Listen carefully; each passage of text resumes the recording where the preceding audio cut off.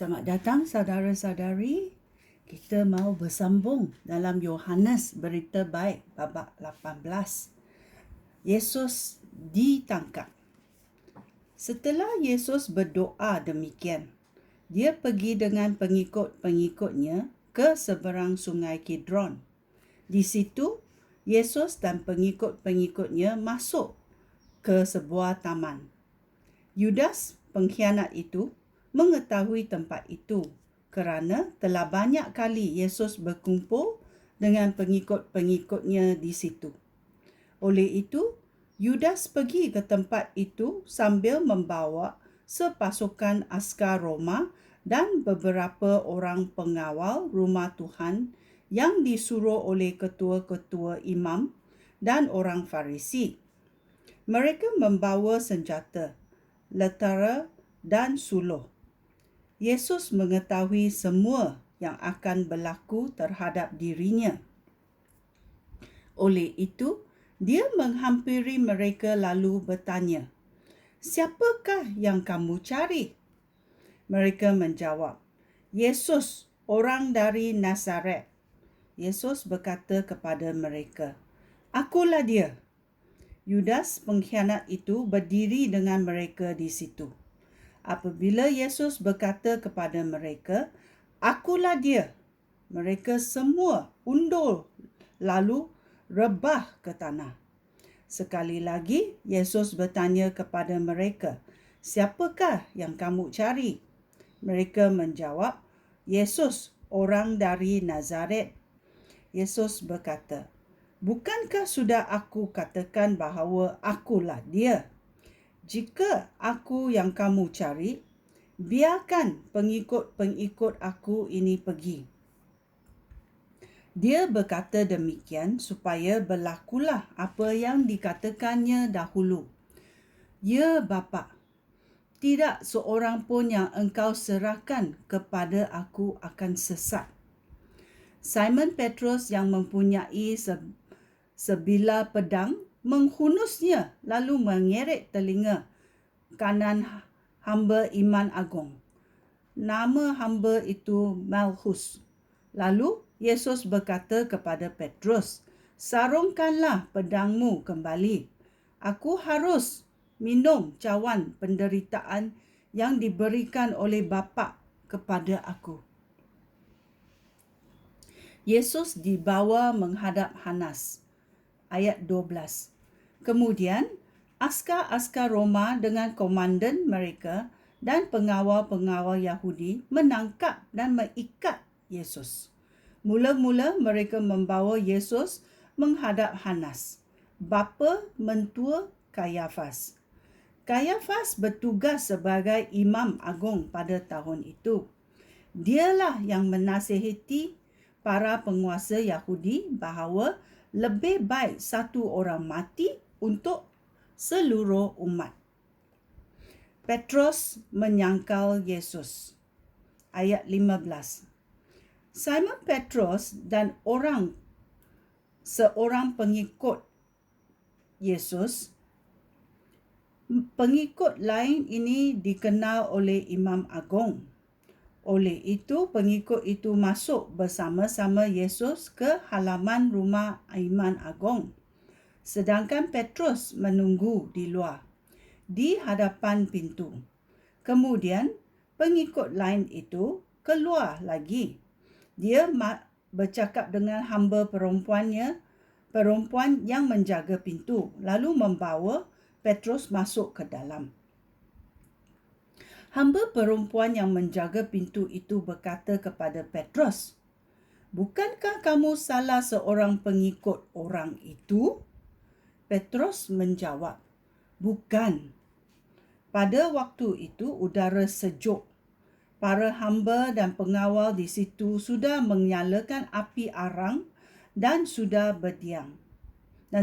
berdiam. Petrus menghampiri mereka dan berdiri berdiam dengan mereka. Iman Agung menyoal Yesus. Ayat 19. Iman Agung yang menyoal Yesus tentang pengikut-pengikutnya dan ajarannya. Yesus menjawab, Aku sentiasa berkata-kata dengan terus terang di hadapan umum. Aku selalu mengajar di rumah ibadat dan di rumah Tuhan, tempat semua orang Yahudi berkumpul. Tidak pernah aku berkata apa-apa dengan sembunyi-sembunyi. Mengapakah kamu menyaal aku? Tanyalah mereka yang pernah mendengar aku mengajar. Mereka mengetahui apa yang aku katakan. Ketika Yesus berkata demikian, salah seorang pengawal di situ menampah dia sambil berkata, "Berani sungguh kamu berkata demikian kepada Imam Agung." Yesus berkata kepadanya, "Jika aku sudah berkata apa-apa yang salah, katakanlah kepada semua orang di sini apa kesalahan itu. Tetapi jika kata-kata aku benar, mengapa kamu menampar aku?" Kemudian Hanas menyuruh orang membawa Yesus yang masih terikat itu kepada Imam Agung Kayafas. Petrus menyangkal Yesus lagi. Ayat 25. Simon Petrus masih juga berdiam di situ. Semua orang lain di situ bertanya kepadanya, "Bukankah kamu salah seorang pengikut orang itu?" Petrus menjawab, "Bukan. Seorang daripada hamba-hamba Imam Agung ada di situ. Dia saudara kepada orang yang telinganya terkerat oleh Petrus. Dia berkata kepada Petrus, 'Bukankah kamu yang aku lihat di taman itu bersama-sama dia?' Petrus berkata lagi, 'Bukan.' Tepat pada waktu itu, ayam berkokok. Kok, kok, kok, kok, kok.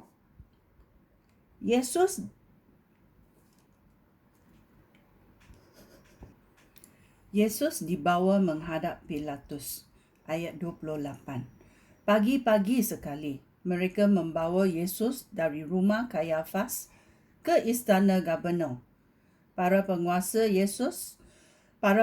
Yahudi tidak masuk ke dalam istana supaya mereka tidak menjadi najis dari segi agama kerana mereka mahu makan perjamuan Paskah. Oleh itu, Pilatus keluar untuk menjumpai mereka. Dia bertanya, "Apakah tuduhan kamu terhadap orang ini?" Mereka menjawab, "Kami tidak akan membawa dia menghadap Tuan jika dia tidak bersalah." Pilatus berkata kepada mereka, "Ambillah dia dan adililah dia menurut hukum kamu sendiri." Tetapi mereka menjawab, "Kami tidak dibenarkan menghukum mati sesiapa pun. Hal ini berlaku supaya terjadilah apa yang dikatakan oleh Yesus tentang cara dia akan mati." Pilatus masuk kembali ke istana lalu memanggil Yesus. Dia bertanya kepadanya, "Adakah kamu raja orang Yahudi?" Yesus menjawab, "Adakah pertanyaan ini daripada kamu atau orang lain sudah memberitahu kamu tentang diri aku?" Pilatus menjawab, "Adakah aku ini orang Yahudi? Bangsa kamu sendiri dan ketua-ketua imam sudah menyerahkan kamu kepada aku. Apakah yang sudah kamu lakukan?" Yesus berkata, "Pemerintahanku bukan dari dunia ini.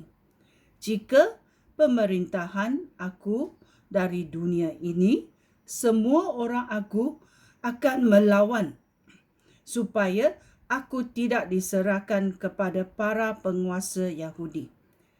Tidak, pemerintahanku bukan dari dunia ini."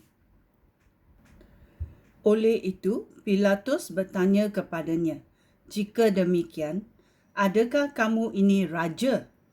Yesus menjawab, "Kamu yang berkata bahawa aku raja. Aku dilahirkan dan datang ke dunia untuk satu maksud sahaja. Aku datang untuk berkata tentang apa yang benar. Sesiapa yang menerima apa yang benar, mendengarkan aku. Pilatus bertanya kepadanya, apakah yang benar itu?